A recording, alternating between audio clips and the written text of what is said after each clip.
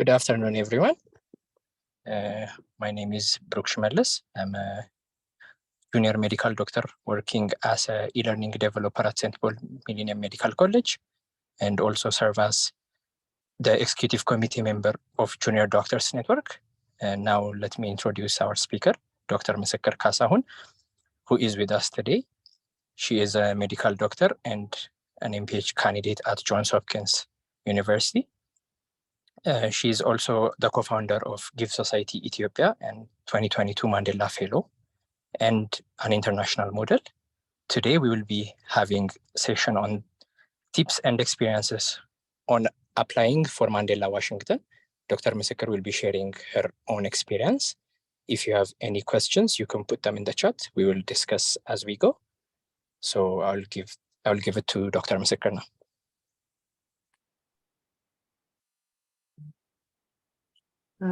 Thank you, Brooke. Salam Denachi. I hope them say them Samal. Misker Kassahun እባላለሁ በሙያ ጠቅላላ ሐኪም ነኝ የሴንት ፖል ግራጁዌት ነኝ currently masters in public health እየሰራው ነው John Hopkins University Bloomberg School of Public Health ከዛ ተጨማሪ I'm the co-founder of Give Society Ethiopia. I served as the executive director for close to 2 years. ከዛ ተጨማሪ I did professional modeling as part of my extracurricular activity back in med school. I also identify as a mental health advocate. I use social media to do that work. Brooke እንዳለው የ2022 last year Mandela Washington Fellowship. So I'm very happy to share my experience. So today I think mostly ጥያቄ በመለስ ላይ ፎከስ ብናደርግ ጥሩ ነው ብዬ አስባለሁ because I've shared my experience in multiple videos, different platforms ላይ ነው ጥያቄ እየጠየቃችሁ በደንብ ዲስከስ ብናደርግ I think ያሉትን confusions clear ብናደርግ ጥሩ ነው ብዬ አስባለሁ. Thank you for joining.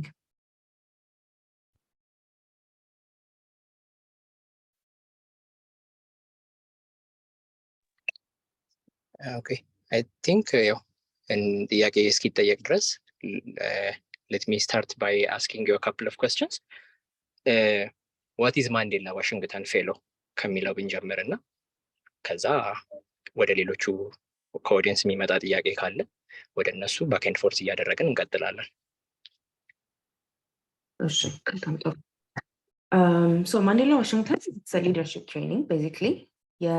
It's a state sponsored, so US ራሱ state department sponsor የሚያደርገው የleadership training ነው የ6 ሳምንት የleadership training ነው ለሰብሳሃራን አፍሪካንስ ብቻ ክፍት የሆነ training ነው ማለት ነው። so እንዳልኩት US state sponsor ያደርገዋል IREX የሚባል ድርጅት ደግሞ implement ያደርገዋል። It's also part of the YALI initiative. YALI ማለት Young Africa Leaders Initiative. የሱ ዋናው ፍላግሺፕ ወይም ዋና የሚባለው ፕሮግራማቸው ነው ማለት ነው። ያሊን US State Department multiple የሆኑ ፕሮግራሞች አሏቸው ግን ያሊ ማንዴላ ዋሽንግተን ትልቁ ነው ማለት ነው። So during the 6 weeks ፌሎዎች የተለያዩ የዩኤስ ዩኒቨርሲቲዎች ውስጥ ፕሌስ ይደረጉና በ3 ትራኮች ስር ትሬን ይደረጋሉ ማለት ነው። ሊደርሺፕ in civic engagement, leadership in business, leadership in public management በተባሉ 3 ትራኮች ትሬን ይደረጋሉ ማለት ነው።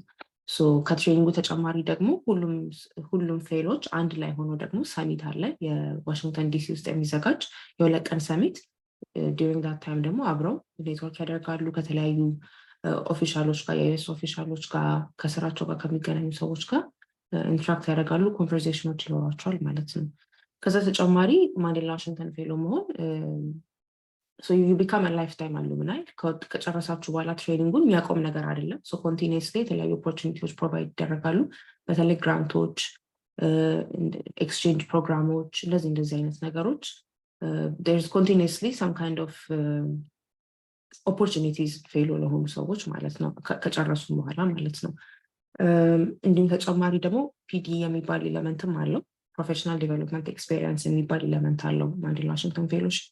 ይሄ ደግሞ አክቹዋል ኤክስፒሪየንስ የምታገኙበት ከትሬኒንግ ተጨማሪ ሃንድስ ኦን የሆነ ፕራክቲስ የምታደርጉበት ኦፖርቹኒቲ የሚፈጥር ደግሞ ሴግመንት ነው ማለት ነው። ሶ ፒዲ 2 አይነት ነው። አንደኛ ኢንፐርሰን የሚያገኙት ሰዎች አሉ ልክ 6 ሳምንት ከጨረሳችሁ በኋላ ሄዳችሁ የተመደባችሁበት ዩኒቨርሲቲ ለ4 ሳምንት ኢንፐርሰን እዛው አሜሪካ ውስጥ ስራ ኢንተርንሺፕ ኦፖርቹኒቲ ሊመቻችላችሁ ይችላል። ኦር ቨርቹዋል ደግሞ ሊሆን ይችላል። ከተመለሳችሁ በኋላ ሀገራችሁ እንዲሁ የ4 ሳምንት ቨርቹዋል ሊሆን ይችላል። ፕሮፌሽናል ዲቨሎፕመንት ኤክስፔሪንስም አላቸው። ቤዚክሊ ኢትስ ሊደርሺፕ ትሬኒንግ አዝ አይ ሴድ እና ለሰብሳራን አፍሪካ ውስጥ ላሉ ሊደሮች ከ25 እስከ 35 ዓመት እድሜያቸው ለሆኑ ሰዎች የተዘጋጀ ትሬኒንግ ነው። በየአመቱ ወደ 700 ክሎስ 700 የሚሆኑ ሰዎች ይህን ኦፖርቹኒቲ ያገኛሉ። ማንዴላ ዋሽንግተን ፌሎሺፕ ማለት ይሄ ነው ባጭሩ።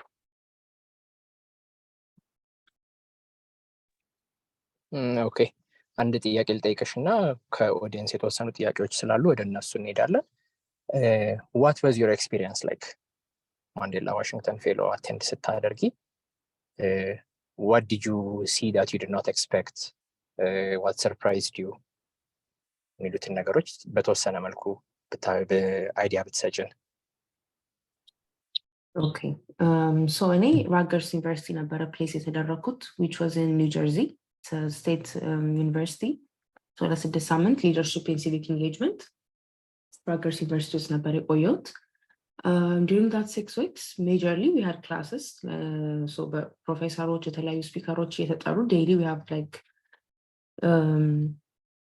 trainings and things we needed to attend. ከዛ ተጨማሪ ደግሞ we used to have community serviceዎችን እንሰራ ነበረ። ዲስከሽኖች ነበሩን፣ ፋሲሊቴትድ የሆኑ ዲስከሽኖች ማለት ነው። like specific topics as a leader ኮንሰርን የሚያደርጉን ስፔሻሊ ሲቪክ ኢንጌጅመንት ላይ ያሉን ሰዎች ደግሞ ከቮለንቲሮች ጋር የምንሰራው፣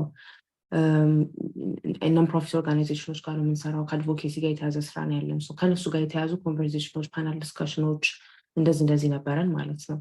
ከዛ ተጨማሪ we used to have like different trips. We went to Washington DC to go to the National Defense University. ሲሙሌሽኖችም ነበሩን። as a leader like unexpected የሆኑ ነገሮች ቢኖሩ እንዴት ነው አድሬስ የምናደርገው የሚሉ እንደዚህ አይነት ኮንቨርሴሽኖች። mostly was like conversations, training and networking ማለት ነው። we also had like networking sessions mostly ለሲቪክ ኢንጌጅመንት ጋር ለሚሰሩ ሰዎች ፊት የሆኑ የተለያዩ ኤንጂ ውስጥ የሚገኙ አድቮኬቶች እንደዚህ ጋር ደግሞ ኔትወርኪንግ ሴሽኖች ነበሩን ማለት ነው።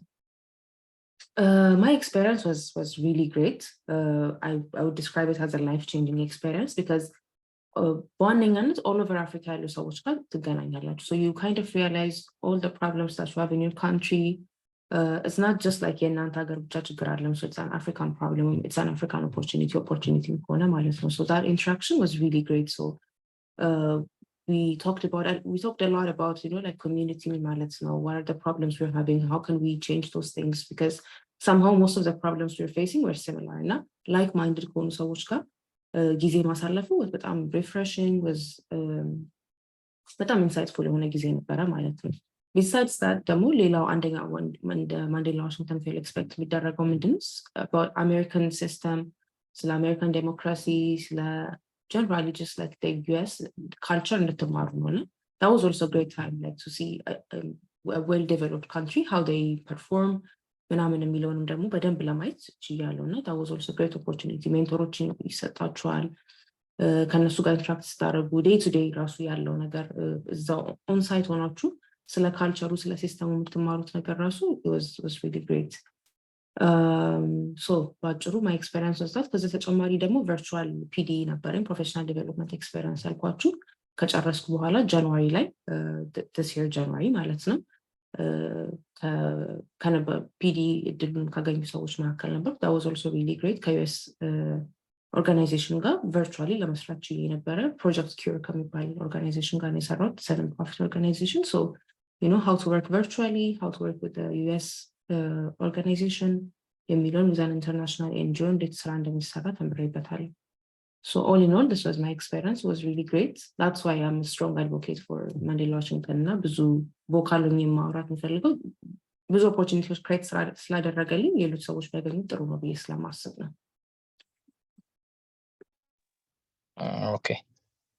Thank you for sharing your experience. One of the questions from the chat is, do we need IELTS score or certificate? No. So one of the good thing about Mandela Washington Fellowship is you don't actually need any standardized tests.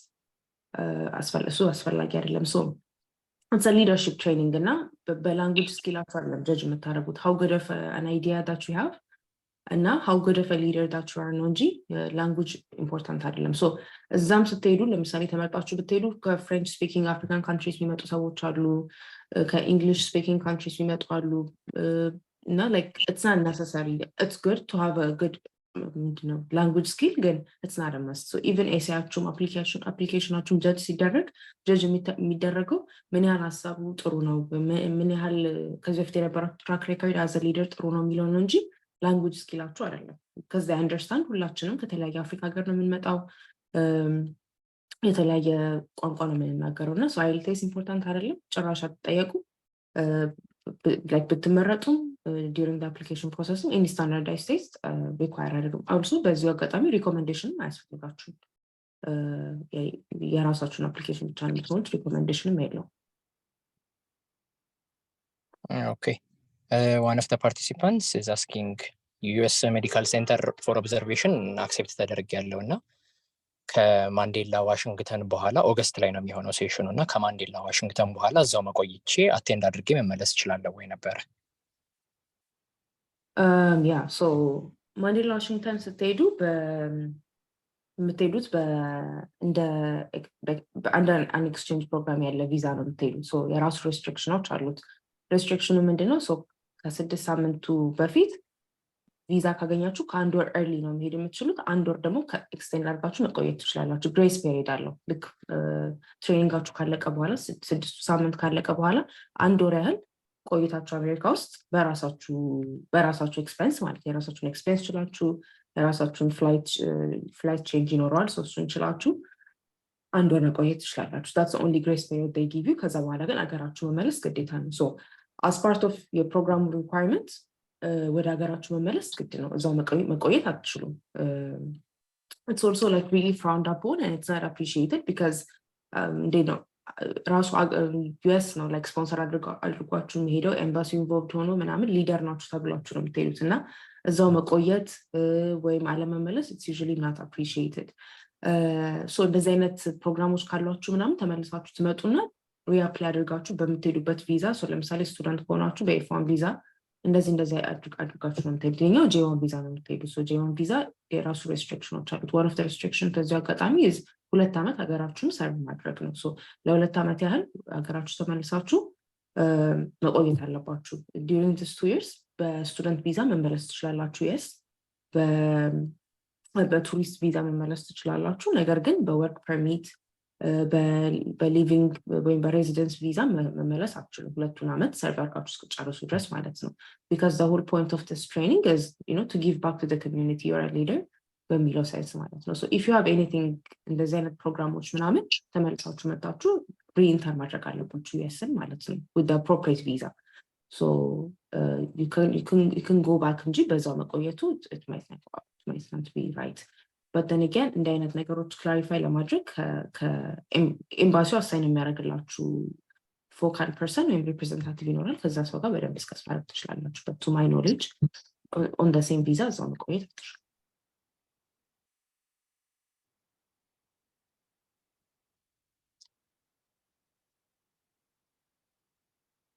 ኦኬ ሌላኛው ጥያቄ is ሰርቲፊኬት የሌሉን ሊደርሺፕ ኤክስፒሪየንሶች መጥቀስ እንችላለን ወይ? ኦኬ ያ መጥቀስ ይቻላል because clarify ማድረግ ስለምትችሉ and you can because sometimes there's ላታገኙ ትችላላችሁ ወረቀቱን or something so you don't really get asked ወረቀቱ የታለ ወይም ደግሞ እንደዚህ አይነት እንትኖች አትጠየቁም because more or less track recordአችሁ ጥሩ ከሆነና ከተመረጣችሁ ለኢንተርቪው or something by default they trust you. so ጥቀሱት if at any place can explain ማድረግ ካለባችሁ explain ለማድረግ ዝግጁ ሁኑና ለምን ወረቀት እንደሌላችሁ ወይም ደግሞ if you can connect them to someone who can justify that you have actually taken that training እሱን ሜጀሮች እርግጠኛ ሁኑ someone that can speak on behalf of you ነገር ካስፈለገ ግን it's rarely important to actually they don't actually go and check ይሄ ሰርቲፊኬት እውነት ነው ወይ ምናምን የሚለውን ማለት ነው። ሶ መጥቀሱ ጥሩ ነው እውነት ከወሰዳችሁት እና ከሌላችሁ ርቀት መጥቀሱ ጥሩ ነው። እንዳልኳችሁ ግን ጀስቲፋይ የምታደርጉበት ሚንስ ደግሞ ማሰብና ሰዎችን ማዘጋጀቱ ጥሩ ይሆናል። ኦኬ ሌላኛው ጥያቄ የራሳችን ፕሮጀክት ሊኖረን ይገባል ወይ? አፕላይ አድርገን ኮምፒት ለማድረግ ካለው ማንዴላ ዋሽንግተንን አፕላይ ከሚያደርጉ ሰዎች ጋር የራሳችን ፕሮጀክት ይዘን ነው ወይ የምንሄደው ወይንም እዚህ ያሰብነው ነገር መኖር አለበት ወይ? ያ በጣም ጥሩ ጥያቄ ነው ይሄ። because ብዙ ሰዎች they think ማንዴላ ዋሽንግተን ለመመረጥ የራሳችሁ ቢዝነስ ለምሳሌ ሊደርሺፕ ኢን ቢዝነስ ከሆነ የምትገቡት ወይ ስታርታፕ ያስፈልጋችኋል። ሲቪክ ኢንጌጅመንት ከሆነ የራሳችሁ ኤንጂኦ መክፈት አለባችሁ። ወይ ደግሞ ፐብሊክ ማኔጅመንት ከሆነ የሆነ ሃየር ስታተስ ላይ ፐብሊክ ኦርጋናይዜሽን ውስጥ ላይ ምንድነው ገቨርንመንታል ኦርጋናይዜሽን ውስጥ መሆን አለባችሁ የሚል ሚስኮንሰፕሽን አለ። this is not true. so as long as you have a track record of being a leader የሆነ አይነት ኢምፓክት እስካመጣችሁ ድረስ ምንም ችግር የለውም አፕላይ ማድረግ ትችላላችሁ። ኦልሬዲ ስታብሊሽድ የሆነ ነገር አያስፈልጋችሁ።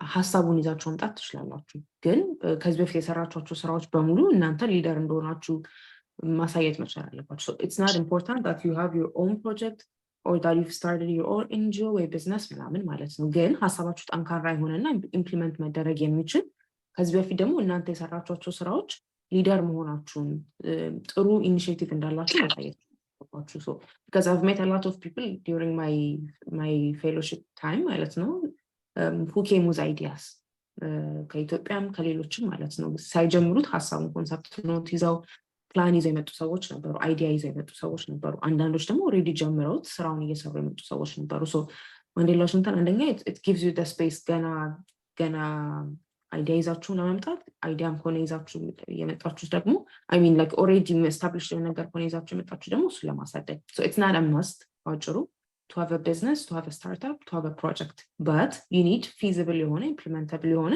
clear የሆነ plan or idea or concept ማለት ነው። Okay. One of the other questions is ሶስት ትራኮች አሉ ብለን ስለነበረ ቀደም እነሱን ሶስት ትራኮች እኛ እንዴት ነው መምረጥ ያለብን? ይሄ በጣም ጥሩ ጥያቄ ነው። ሶስቱን ትራኮች የምትመርጡት አንደኛ በጣም ኢንካሬጅ ማድረገው ቡክሌት አላቸው። እሱን ቡክሌት ዳውንሎድ አድርጋችሁ በደንብ እንድታነቡት all the information that you need እዛ ላይ አለና frequently asked questions ምናምን የሚሉት ዌብሳይቱን በደንብ ኤክስፕሎር አድርጎ ማንበቡ ጥሩ ነው። ስትመርጡ የሰራችሁትን ስራ ማየትና ከዛ ትራክ ምን አገኛለሁ ብሎ ማሰብ ነው። ለምሳሌ ሊደርሺፕ ኢን ቢዝነስ ከሆነ ከኢኖቬሽን ጋር ከኢንተርፕረነርሺፕ ጋር ከስታርታፖች ጋር የተገናኘ ቤዚክሊ ከቢዝነስ ጋር የተገናኘ ስራ የምትሰሩ ከሆነ እሱን ነው የምትመርጡት ማለት ነው። ኦልሬዲ ይዛችሁ ያመጣችሁ ፎር ፕሮፊት የሆነ ስራ የምትሰሩ ከሆነ ማለት ነው። ግን ስቲል ሶሻል ኢምፓክት ኮምፖነንት ያለው ማለት ነው። ይሄ ምን እንደሚባለው sorry I forgot the word but anyways like ከኢንተርፕረነርሺፕ ጋር እንደዚህ የተያያዙ ከስታርታፖች ጋር ከቢዝነስ ጋር ኢኖቬሽን እንዳልኳችሁ ከነዚህ ጋር የተያዘ ነገር ከሆነ ቢዝነስ ትመርጣላችሁ። because ቢዝነስ ትራክ ውስጥ የሚገቡ ሰዎች የሚያገኙት ኦፖርቹኒቲዎች ኦልሬዲ ኤስታብሊሽድ ከሆኑ ቢዝነሶች ጋር ኔትወርክ ማድረግ ስለ how to raise fund የራሳቸውን ኦርጋናይዜሽን ሰፖርት ለማድረግ እንደዚህ አይነት ኮንቨርሴሽኖች ነው ያሉት ማለት ነው። how to brand your organization ስለ ማርኬቲንግ እንደዚህ አይነት ኮንቨርሴሽኖች ነው ያሉት። so what do I benefit from that track የሚለው መጀመሪያ ማሰብ ይፈልጋል። ሲቪክ ኢንጌጅመንት ውስጥ የሚገቡ ሰዎች ኖርማሊ ዩዥሊ ነን ፕሮፊት ኦርጋናይዜሽን ጋር የሚሰሩ ወይ አድቮኬሲ ላይ የሚሰሩ ወይ ደግሞ ቮለንተሪ ቤዝድ ከሆነ ነገር ጋር የሚሰሩ ቤዚክሊ ዳይሬክትሊ ከሶሻል ኢምፓክት ጋር የተያያዘ ኮሚኒቲ ቤዝድ ከሆነ ስራ ጋር የተገናኘ ስራ የሚሰሩ ወይም ሀሳብ ይዘው የሚመጡ ሰዎች ናቸው ማለት ነው። እዚህ ትራክ ውስጥ የሚገቡ ሰዎች ዩዥሊ እዛም ከሄዱ በኋላ ትሬን የሚደረጉት እንዴት ነው ኮሚኒቲ ሞቢላይዝ የምናደርገው፣ አድቮኬሲ ስራ እንዴት ነው የምንሰራ፣ how do we communicate, how do we fundraise, how do we do grants, project management እንደዚህ አይነት ኮንቨርሴሽኖች ነው የሚሆኑት። so do I benefit ከእንደዚህ አይነት ኮንቨርሴሽኖች እና ትሬኒንግ ብሎ ማሰብ ነው ማለት ነው። and ፐብሊክ ሴክተር ላይ የሚገቡ ሰዎች ደግሞ ኖርማሊ ገቨርንመንታል ኦርጋናይዜሽኖች ጋር የሚሰሩ አይነት ሰዎች ናቸው ማለት ነው። so I encourage በደንብ እንትኑን እንዲያነቡት ቡክሌቱን ታነቡትና ስፔሲፊክ ከዛ ትራክ የማገኘው ምንድነው እኔ እየሰራ ያለሁት ምንድነው ከዛ እሱን ኢንተርሴክሽን ያገኛችሁበትን ትራክ መምረጥ ነው። so ሌላ አንድ ማየው ፕሮብለም ምንድነው ለምሳሌ መልቲፕል ቦታ ላይ ኤንጌጅ ልትሆኑ ትችላላችሁ። ለሆነ voluntary based organization ውስጥ volunteer ያደረጋችሁ which you're very passionate about your day to day ደግሞ job ደግሞ public sector ላይ ሊሆን ይችላል so it can be confusing to choose to ግን ማድረግ ያለባችሁ አንዱን ትመርጡና at this point in my profession የትኛው ላይ more training ያስፈልገኛል ብላችሁ አንዱን መምረጡ ጥሩ ነው because otherwise ምጽፉትም essay applicationአችሁ ትንሽ confusing ሊሆን like businessም ታወራላችሁ civic engagementም ታወራላችሁ so it can be confusing ለሚያነበው ሰው ማለት ነው so you want to make sure you stick to one track multiple ስራ ብትሰሩ እንኳን አንድ ትራክ ላይ stick ማድረጉ በጣም የተሻለ ነው so እሱን mistake አታድርጉ okay the other question is does the fellowship require documents ቅድም የመለሽ ይመስለኛል ይሄኛውን yeah more or less documents require አደርግም ያን ያህል if I'm not mistaken I think there's a place where you can upload your documents it's been a while since I applied so I've forgotten some things I think you don't actually need to upload any documents so I actually trust what you're saying and it's actual information that's part of being a leader it's accountability a lot of of course they will do background checks and everything while with the intense section with the interview gas talfu so it's of course they will check again መጀመሪያ apply ስታደርጉ ያን ያህል የሚያስፈልጋችሁ actual documents okay ሌላኛው ጥያቄ is who will pay for the visa payment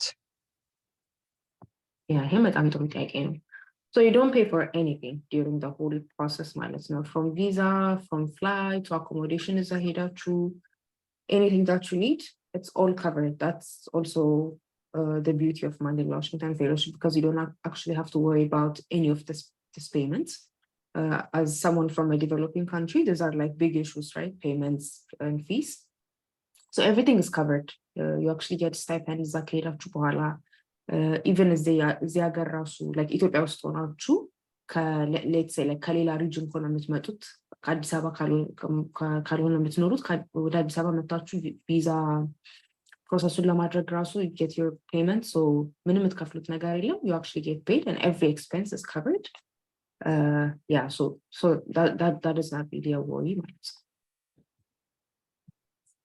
okay ሌላኛው ጥያቄ ኢንተርቪው ከኤስኤው እና ከአፕሊኬሽኑ ጋር የተገናኘ ነው ወይ የሚሆነው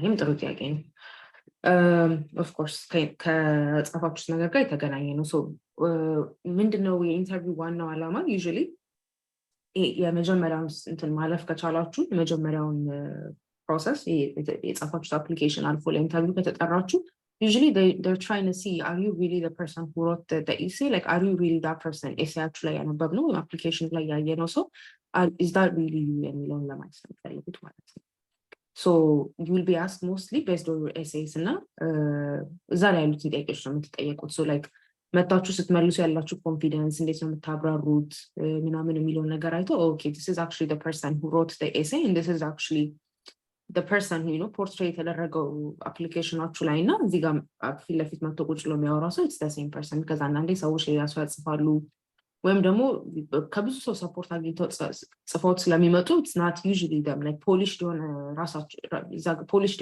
የሆነው version ነው የሚገኘው ማለት ነው so is that really you የሚለው ነው ኢንተርቪው ላይ የሚደረገው so interview mostly it's based on what you already wrote እና እሱን ልታብራሩ ነው የምትጠየቁት እዛ እሱን ፕሮሰስ ካለፋችሁ ደግሞ we can have another this type of እንትንና እሱን በደንብ ዲስከስ ማድረግ እንችላለን okay ሌላኛው ጥያቄ what is the benefit of attending this fellowship for long term goals በጣም ጥሩ ጥያቄ ነው ይሄ so long term benefit ምንድነው አንደኛ you get a much wider perspective so አንዳንድ ጊዜ አንድ ሀገር ውስጥ ብቻ ስትሰሩ እንደው የዛን ሀገር ሲስተም ነው የምታውቁት የዛን ሀገር culture professionalism ምናምን የምታውቁት so ትንሽ ናሮ ማይንድድ የመሆንና disconnected የሚሆን ነገር አለ so እንደዚህ አይነት ትሬኒንግ ስትሄዱ ወይ ማንዴላ ዋሽንግተን ስትሄዱ you get to interact with a lot of people the whole point of honestly እንደዚህ አይነት እንትኖች is networking ነው ከተለያየ ሰው ጋር ማውራት መቻላችሁና የተለያየ ሰው ፐርስፔክቲቭ ቻሌንጆች ኦፖርቹኒቲዎች መስማት መቻላችሁ ነው so እንዳልኳችሁ ከሰብሳሃራን አፍሪካን ካንትሪስ የመጡ ሊደሮች አሉ ዩኤስ እዛ ውስጥ የሚሰሩ ፕሮፌሽናሎች አሉ so ከነዚህ ሁሉ ሰዎች ጋር ነው የምታወሩት so የብዙ ሀገር ፐርስፔክቲቭ ነው የምታገኙት ማለት ነው so as a professional a much wider perspective ይኖራችኋል እንዴት ነው ሆራይዘናችሁን በደንብ ታሰፋላችሁ what's happening in the world like how are things done የሚለው besides your country ሌላ ሀገር ውስጥ ነገሮች እንዴት ነው የሚሰሩት የሚሉት ነገር ትማሩበታላችሁ so አንደኛ በጣም ትልቁ long term opportunity networking ነው ጎበዝ ከሆናችሁና ኔትወርካችሁን ሜንቴን ማድረግ ከቻላችሁ በተለይ እነዚህ የምታገኟቸው ሰዎች potentially they can become your future let's say organization መክፈት የምታስቡ ከሆነ your co-founder ሊሆኑ ይችላሉ ፓርትነሮች ሊሆኑ ይችላሉ in business fund የሚያደርጓችሁ ሊሆኑ ይችላሉ እነዚህ ሰዎች so the opportunities are really a lot so it all depends እናንተ እንዴት ነው ይሄን opportunity የምትጠቀሙበት የሚለውን ማለት ነው ለአንዳንድ ሰዎች እዛ የሄዱበት ዩኒቨርሲቲ በጣም ጥሩ ስለሆነ ተመልሰው ለትምህርት የሚመጡበት ጊዜ አለ ለስራ የሚመጡበት ጊዜ አለ in the long term joint ፕሮጀክቶች የሚሰሩበት ጊዜ አለ ማለት ነው so in the long term ኔትወርካችሁ ይሰፋል የተሻለ ፐርስፔክቲቭ ይኖራችኋል ፈንዲንግ ኦፖርቹኒቲ ታገኙበታላችሁ you become a better professional and a better leader ማለት ነው ሌላው in the long term ብቻ ሳይሆን in the short term ታገኙት ነገር ስለራሳችሁ ትማራላችሁ because you interact with a lot of people you always like telling people like what you're doing who you are ማለት ነው so during that process you find out like what do I like what do you know what is my aim my vision long term goals የሚሉትን እነዚህ hard questions challenge ትደረጋላችሁ እንድትመልሱት so you tend to become እንደሚባለው a more focused person ማለት ነው ከዛ ተጨማሪ like እንዳልኳችሁ እነዚህ virtual professional development experience opportunities አሉ ኮንፈረንሶችን የመሳተፍ opportunities አሉ የተመረጡ ሰዎች አንዳንዴ ኮንፈረንሶች ይላክላቸዋል መተዋወን እንዲያደርጉ አፍሪካ ውስጥ ዩኤስ ውስጥ ከጨረሱ በኋላ funding opportunities mention እንዳልኩት already grants ይወጣሉ so you're always going to be an alumni እና ለአሉምናይ ብቻ የሚወጡ opportunities አሉ so እነሱን opportunities ታፕ ማድረግ ደግሞ ትችላላችሁ ማለት ነው so I hope I answered your question ለዚህ ናቸው benefits okay one of the other questions is can you tell us a little about age restrictions in the application for younger applicants yeah that's a very good question so the age limit ከ25 ዓመት እስከ 35 ዓመት ያሉ ሊደሮች ናቸው as the name implies young African leaders initiative ያሊ ስለሆነ ማለት ነው but there is an exception በጣም significant የሆነ ስራ ለሰሩ ሰዎች ይሄ age limit waive ሊደረግ ይችላል so ለምሳሌ let's say 24 23 ዓመታችሁ ቢሆን you can still apply it's rare I'm not going to deny that it's fair ብዙ ሰዎች አላየሁም ግን አይቻለሁ still ለምሳሌ እኔ ሄድኩበት ጊዜ ላይ ሁለት ሰዎች አይቻለሁ who were like 24 23 year old ግን በጣም significant የሆነ leadership track ነበራቸው so the thing is because age limit ስለማታሟሉ you need to show that like በጣም significant የሆነ ነገር እንደሰራችሁና በጣም ደግሞ ይሄ ትሬኒንግ እንደሚጠቅማችሁ ከመጣችሁ ማለት ነው so yes you can apply definitely you can apply ግን እንዴት ነው ከሌላው አፕሊካንት የተሻለ በጣም ስትሮንግ ትራክ ሬከርድ ሊኖራችሁ ይችላል ያስፈልጋል እንዲሁም ደግሞ ምንድነው ቤኔፊት የምታረጉት at this age at this time of your career and profession ምንድነው achieve የምታረጉት የሚለው clearly ማሳየት መቻል አለባችሁ so there is a burden of like you know becoming a very strong applicant እንጂ yes so right way ይደረጋል I'm sure አንሳችሁት ዌብሳይት ላይ ማለት okay the other question is can you tell us how to fill the CV part and how we explain our position up to 100 words yeah so upload የምታረጉት ፋይል ምናምን ስለሌለ every information እዛው ላይ ነው የምታስገቡትና work experience-አችሁን ስታስገቡ I suggest because it's 100 word concise የሆነ ግን clear የሆነ like ፖዚሽናችሁን ዲስክራይብ የሚያደርግ ነገር እንጽፉ ማለት ነው so rather than like በጣም ረጃጅም የሆኑ sentences ከመጻፍ ይልቅ በአጭሩ ለምሳሌ let's say if you were like a communication officer lead the social media of the organization by ምናምን እንደዚህ like you know like simple የሆኑ bullet point አይነት ነገሮች ብታረጉት የተሻለ ይሆናል ብዬ እኔ suggest አደርጋለሁ. This is a personal recommendation. If you want to do a sentence, you can still do that. ግን የሚያነበው ሰው እንዴት ነው በሲምፕሊ ፒክ አውት ማድረግ የሚችለው እና ለማንበብ የሚመቸው አይነት ፎርማት ብትጠቀሙ ጥሩ ነው. So basically work experience actually try to write what you actually did.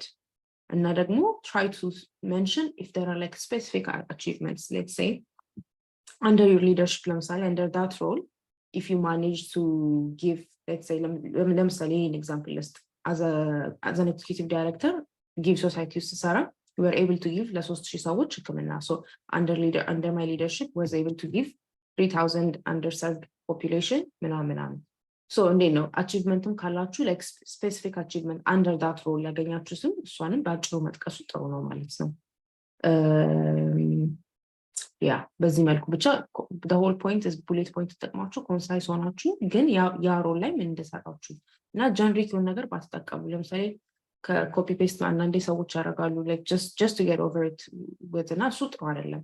like really what did I do under that role ብላችሁ አስባችሁ አሳሳችሁ እሱን ብትጽፉት ጥሩ ይሆናል ማለት ነው. ሌላው በዚህ አጋጣሚ መጥቀስ የምፈልገው የሚያነበው ሰው በጣም ትሬንድ የሆነ ሰው ነው like የለመደ ነው እንደዚህ አይነት ነገሮች ማንበብ ኤሴዎችን አፕሊኬሽኖችን ማንበብ so they can easily pick out which one is generic and which one is actually like true የሚለውን ማለት ነው for the most part ማለት ነው. so genuine የሆነ application ከጻፋችሁና apply ካረጋችሁ አይቀር ጊዜ ወስዳችሁ genuine የሆነ application ብትጽፉ recommend አደርጋለሁ rather than እንዴት ነው እንዲሁ ዝም ብሎ ለማስገባት ከማስገባት because these people as I said they're well trained ብዙ አመት ማንበብ የለመዱ ሰዎች ናቸው. አንዳንዴ ራሳቸው እንትኖችን ሊሆኑ ይችላሉ አሉሚናዎች ሊሆኑ ይችላሉ ኤሴውን እንትን የሚሉት the whole application የሚያዩት ማለት ነው. so they know what is needed from this applicant እና make sure you give it your best ለማለት ፈልጌ ነው.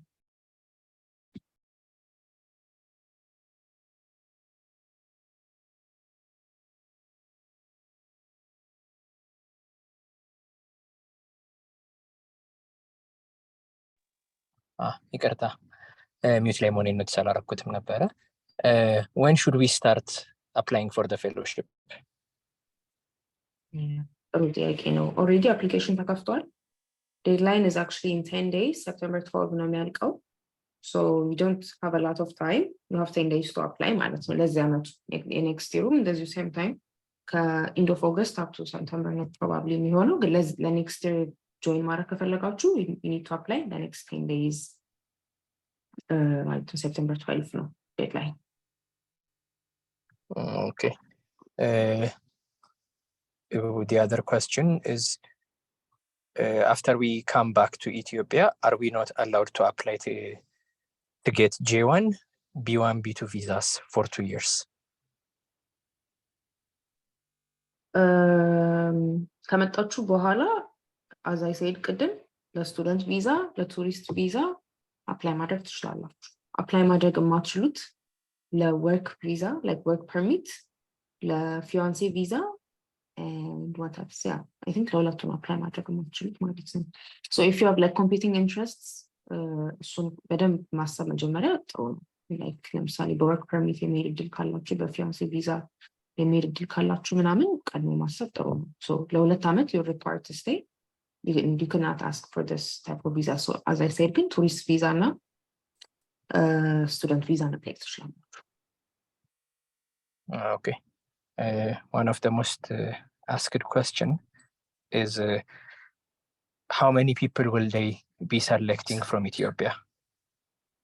yeah so ኮታችሁ የሀገር ኮታ የሚሆነው እንደ ሀገሩ population ብዛት ነው.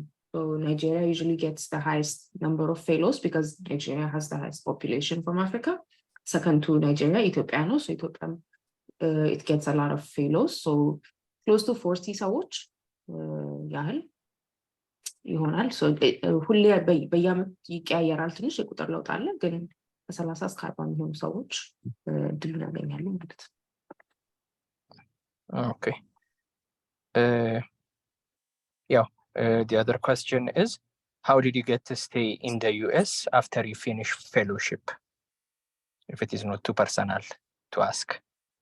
Yeah, that's a good question. ቅድም ሜንሽን እንዳረኩት ነው እኔ በስቱደንት ቪዛ ነው አሁን እዚህ ያለሁት ኤፍ1 ቪዛ ነው ያለኝ መጀመሪያ ላስት ይር 2022 ላይ እንዳልኳችሁ በጄዋን ሄድኩኝ አንድ አመት ተመልሼ ኢትዮጵያ ውስጥ ሰራው አንድ አመት ከሰራው በኋላ ለኤፍ1 ቪዛ አፕላይ ያደረኩት ሶ በስቱደንት ቪዛ አዘ ስቱደንት ነው እዚህ ያለሁት ማለት ነው ሶ if I was to apply for a work permit or a residence permit ዲናይ ይደረግ ነበር ማለት ነው ግን በተማሪ ቪዛ ስለሆነ አፕላይ ያደረኩት that's why I'm able to come back.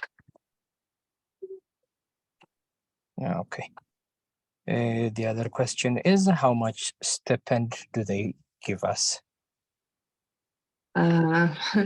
So እንደየአመቱ ይለያያል እንዳለው ኢንፍሌሽን እንዳለው ኢኮኖሚክ ሲቹዌሽን እንደምትሄዱበት ዩኒቨርሲቲ እንደምትሄዱበት ስቴት ይለያያል ቢካዝ ከስቴት ስቴት ያለው ኢኮኖሚክ እንትን ይለያያል ኦልሶ ከስቴት ስቴት ከዩኒቨርሲቲ ዩኒቨርሲቲ የምታገኙት እንትን አንዳንድ ዩኒቨርሲቲዎች ለምሳሌ ምግብ ያቀርቡላችሁና ስታይፔንዳችሁን ሊቀንሱ ይችላሉ አንዳንድ ዩኒቨርሲቲዎች ደግሞ ብሩን ሰጥተዋችሁ ራሳችሁ ሚላችሁንም ምንም ከበር የምታደርጉበት ጊዜ አለ ሶ ለምሳሌ እኔ የነበርኩበት ዩኒቨርሲቲ only the first week ነበር ሚል የሰጡን ከዛ በኋላ ግን ብር ሰጥተውን በራሳችን ነበር ወይ ኩክ አድርገን ወይ ደግሞ ገዝተን እንድንበላ የተደረገው ማለት ነው ሶ stipend depends on where you're going the state the university ማለት ነው the same stipend የሚሰጠው ለቪዛ አፕሊኬሽን ፕሮሰሱ እዚሁ ኢትዮጵያ ውስጥ ያላችሁበት ጊዜ the same amount ሊሰጣችሁ ይችላል even that የተለያዩ ከሪጅን የሚመጡ ሰዎች አሉ ከአውትሳይድ ኦፍ አዲስ ሶ ለእነሱ የሚሰጠው ትንሽ ከፍ ይላል because flight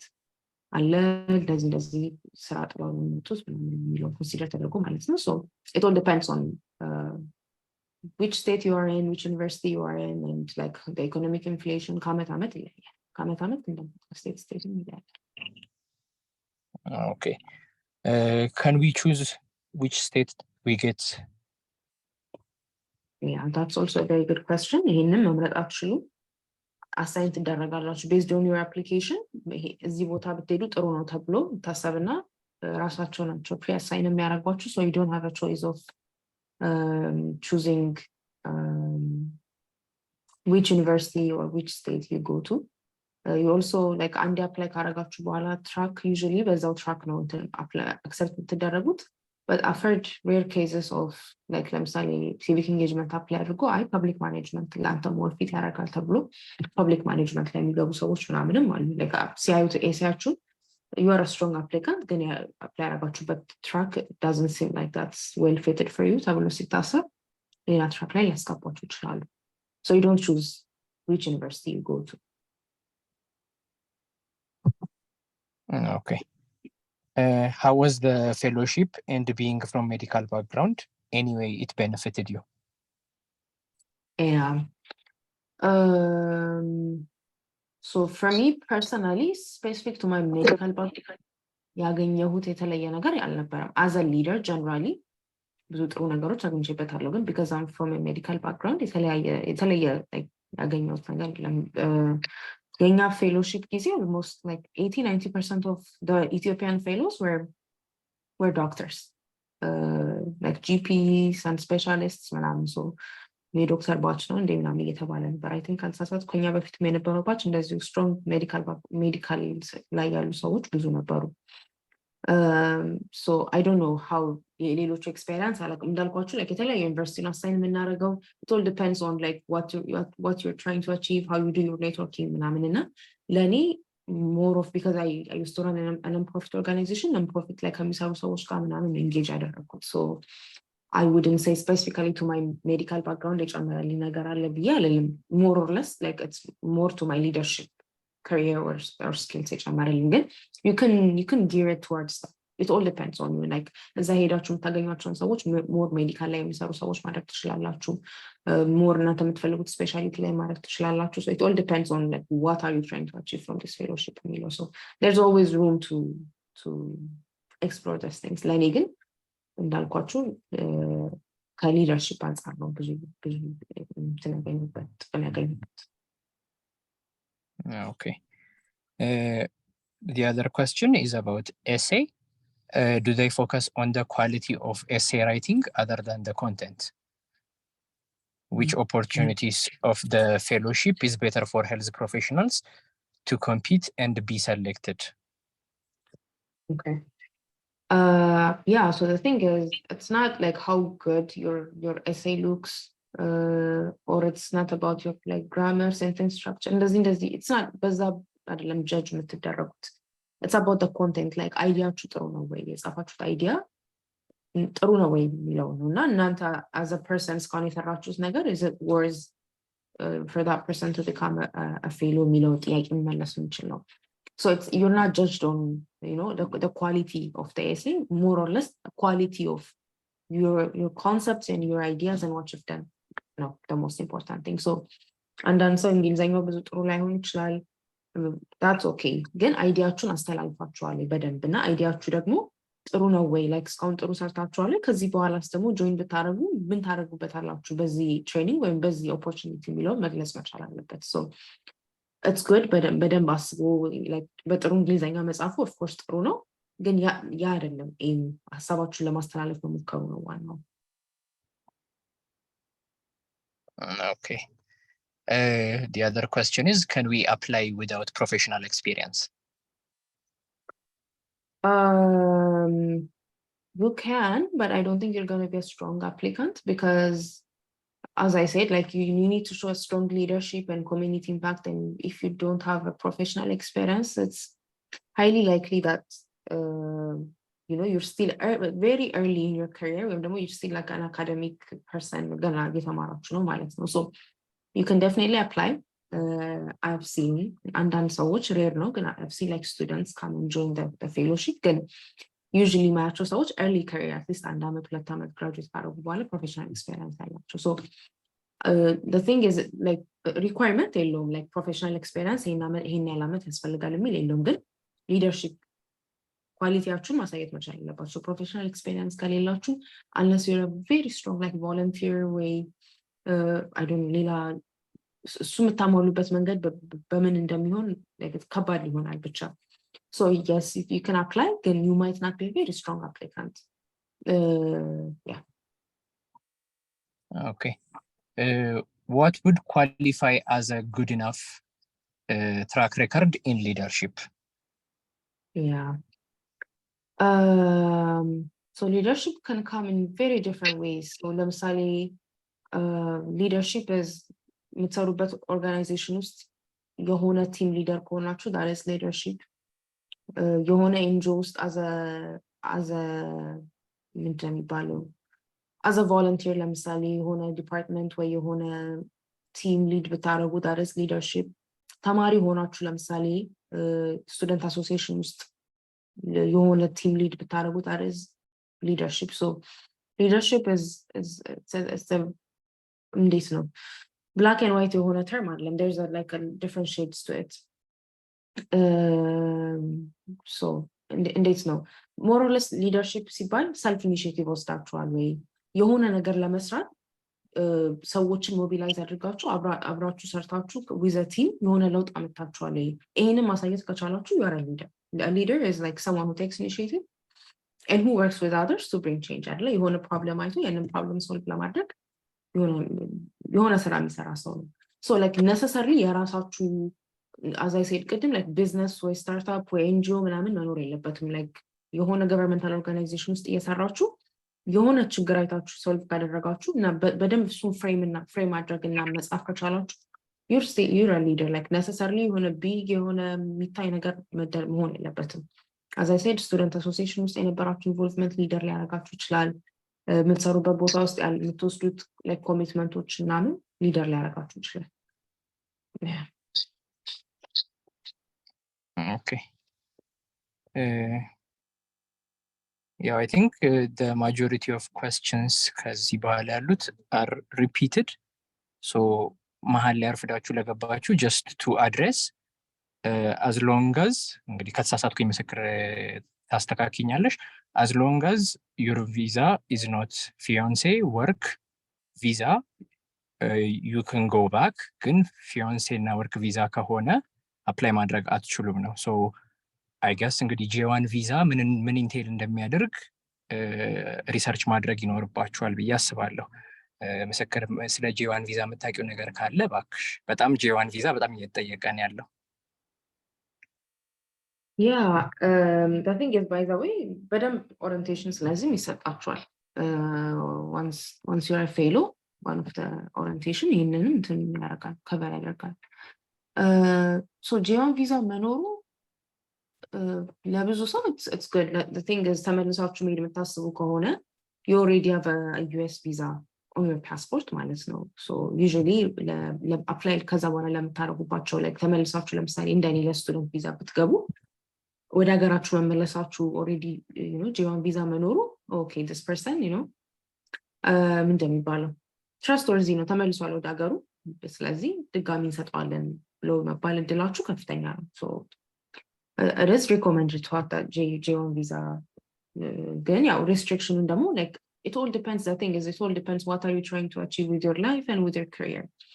Like I ወደ US በሌሎች መንገዶች ለምሳሌ ለስራ መሄድ አለብኝ ብላችሁ ከሆነ you need to be mindful of this 2-year restriction. So ለሁለት ዓመት ነው ይሄ restriction ማለት ነው. ትሬኒንጉ ካለቀ ወይም ፌሎሺፑ ካለቀ ለሁለት ዓመት ያለው ይሄ restriction አለባችሁ አገራችሁ ወይም ደግሞ low income country አፍሪካ ውስጥ ሆናችሁ የመስራት አለባችሁ የሚለው restriction ማለት ነው. So do really strongly think about what am I trying to achieve with my profession and with my life የሚለው ማለት ነው. Does this go along the lines of the restrictions የሚለው ነው? Okay. The other question is አሁን ለምሳሌ አንድ ሰው ምንድነው already መጥቶ በስቱደንት ቪዛ ቢወጣ does the 2-year wait for them to ምንድነው like ተመልሰው ሲመጡ አመቱ ይቀጥላል ነው ወይስ 2 consecutive years ነው መሆን ያለበት? Yeah, so if I'm not mistaken 2 consecutive years መሆን ያለበትም አመቱ ይቀጥላል ተመልሳችሁ ስትመጡ ልክ እኔ እንዳደረኩት ማለት ነው. So I was አንድ አመት ነው ለምሳሌ ሄድኩኝ ፌሎሺፑን ትሬን ተደረኩኝ አንድ አመት ተመለስኩኝ ሀገሬ አንድ አመት ሰርቼ ከዛ በኋላ በስቱደንት ቪዛ ተመልሼ ወጣሁ ማለት ነው. So I still have አንድ አመት ኮሚትመንት ይቀረኛል. So consecutive መሆን የለበትም as long as it's 2 years it's okay. Okay. Yeah, I think we're done with the questions. Now I think አድሬስ ላልናል ምናልባት ሳናደርጋቸው ያለፉ misconceptions ካሉ as a last point last question ካሊ እሱን አድሬስ ብናደርጋቸው I think ብዙዎቹን ብያቸዋለሁ ግን just to mention just generalize ለማድረግ to give tips please focus on your essay. That's the most important part. I think ስለ essay ብዙ አላወራንም. You can watch my video that I did YouTube channel ላይ ማግኘትም ትችላላችሁ ስለ essay በደንብ አወራለሁ እዛ ላይ. So ኤሴያችሁ በጣም ስትሮንግ መሆን አለበት. ቤዚክሊ በዋነኛነት ማጆሪቲ ሼር ያለው ላይክ ታልፋላችሁ አታልፉም የሚለው ኤሴያችሁ ነው. ሶ በደንብ ጊዜ ሰጣችሁት ኤሴያችሁን ስሩ። ሰዎችን ኮሜንት አስደርጉ የምትችሉ ከሆነ ላይ ጓደኞቻችሁን ቤተሰቦቻችሁን ኦሬዲ የሄደ ሰው እንደኔ አይነት ሰው ካገኛችሁ ስፔሻሊ የእናንተ ትራክ ላይ ደግሞ ቢሆን ጥሩ ነው። ኮሜንት አስደርጉ ኤሴያችሁን ሪራይት አድርጉት like make sure you see it multiple times before submitting it because that's the make it or break it point as your essay more or less ማለት ነው. ከዛ ደግሞ attention ሰጣችሁ በደንብ ፎከስ ሆናችሁ አፕላይ አድርጉ። እንዴት ነው if you really want it like you know give it your best like ለምሳሌ ፕሮፌሽናል ኤክስፒሪየንሳችሁን ስትጽፉ ሜምበርሺፓችሁ ምናምናችሁን ስትጽፉ make sure like it's proper relate ያደርጋሉ ከሚሰራው ነገር ጋር እንደዚህ አይነት questionዎችን እያያችሁ ስፔሊንግ ኤረሮች እንደዚህ አቮይድ ለማድረግ ሞክሩ። as I said በእንግሊዘኛችሁ ምናምን አይደለም ጀጅ የምታደርጉት ግን the more meticulous you are the more they can see that you really want this thing and you've invested enough time in it ብለውን ማለት ነው። ሌላ አንዳንድ የሚሰማው ሚስኮንሰፕሽን ምንድነው እንደነ ቦታዎች አፕላይ ስታደርጉ ኦኬ ከዚህ ሮል ጋር ማያያዘው ነገር መጻፍ የለብኝም like let's say professional experience ላይ or something example ለመስጠት ያህል ለምሳሌ እኔ I did modeling medical school ላይ ማለት ነው that has nothing to do with the leadership roles that I have but that kind of shows that I'm a person who pursues extracurricular activities who has እንደሚባለው has like a wider perspective to things ምናምን አይደለም plus it's part of my experience. So mention that like ባይገናኝም like I know like የተወሰኑትን ብቻ ነው መጻፍ የምትችሉት እነሱን ፖይንቶች ካላፋችሁና መጻፍ የምትችሉበት ቦታ ካላችሁ write about things that are not necessarily related to your leadership roles. እናንተን in a good light ማሳየት የሚችል ከሆነ ሜንሽን ማድረግ ጥሩ ነው like necessarily ከሊደርሺፕ ጋር ወይ ከሜዲካል ጋር or something መገናኘት የለበትም ብቻ እናንተ as a professional you have a good track record የሚለው ማሳየት እስከቻለ ድረስ እሱን ማካተቱ ጥሩ ነው let's see ሌላ misconception ምን አለ I think this is about it I hope you can provide this video record የተደረገው because I'm seeing on Danton and then so much late join እንዳደረጉ ነው it might be good to make this record yeah I think የኢማ YouTube page ላይ available የሚደረግ ይመስለኛል yeah if I can add አሁን አንድ ጥያቄ ሳይት እዛ ላይ so do you have to attend YALI the regionals to go to Mandela Washington ወይም ደግሞ YALI apply accept የተደረገ ሰው Mandela Washington መግባት ይችላል ወይ so regionalun መሄድ ግዴታ አይደለም it makes you a strong applicant ግን ግዴታ አይደለም እኔ ለምሳሌ regionalun አልተሳተፍኩም ነበር so as I said YALI regionalum አለው የማንዴላ ዋሽንግተን ዩኤስ ሄዳችሁ የምትሄዱበት አለ so ኬንያ ውስጥ ያለው ብዙ ሰው I think እሱኛውን ይሄዳል especially ተማሪ ሆናችሁ ምን ማለት ነው so soon attend ማድረግ ግዴታ አይደለም you can directly go to Mandela Washington Fellowship but also I've met a lot of people already regional ሄደው ከሪጂናሉ ደግሞ Mandela Washington ሄዱ ሰዎች አሉ ግዴታ አይደለም ግን I think it makes you a strong applicant okay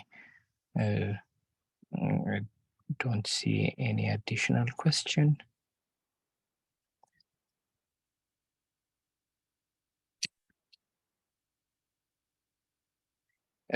የአሶሲዬሽን ሜምበር መሆን ለማንዴላ ዋሽንግተን ይጠቅማል ወይ yeah definitely like they know ፕሮፌሽናችሁ ካሉ ሰዎች ጋር ኔትወርክ ማድረግ እንደምትፈልጉ አፊሊየት እንደሆናችሁ ሰማ ኢንጌጅመንት እንዳላችሁ ከእንደዚህ አይነት አሶሲዬሽን ጋር ስለሚያሳይ usually good ግዴታ አይደለም it's not a must ቢኖር ግን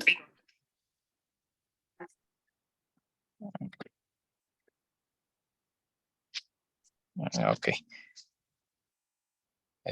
the other questions are can I apply without a passport I don't think so because ከተመረጣችሁ you'll need your passport so it all depends like ወይ ደግሞ already ለፓስፖርት አፕላይ አድርጋችሁ by the time that let's say select ብትደረጉ መቼ አካባቢ ነው የምትሄዱት ጁን ወይም ጁላይ አካባቢ ነው የምትሄዱት so by then you need to have the passport so በዛ ጊዜ ውስጥ እንደምታገኙት እርግጠኛ ከሆናችሁ አፕላይ አድርጉ ግን if you don't think you can get it by that time it's kind of like a waste of your time so yeah passport ግድ ነው ከተመረጣችሁ ለግድ ስለሚያስፈልጋችሁ ማለት ወይም በዛ ጊዜ ውስጥ ማግኘት ሞክሩ ካልሆነ ግን like if there is no way that you can get your passport በዛ time limit ውስጥ maybe next year apply ማድረጉ የተሻለ ነው because it takes a considerable amount of like time and energy to actually apply so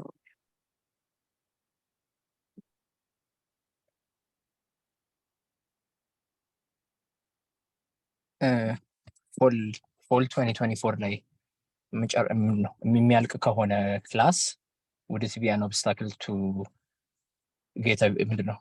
get the visa if they are accepted ማለት like ለማስተርስም ለማንዴላ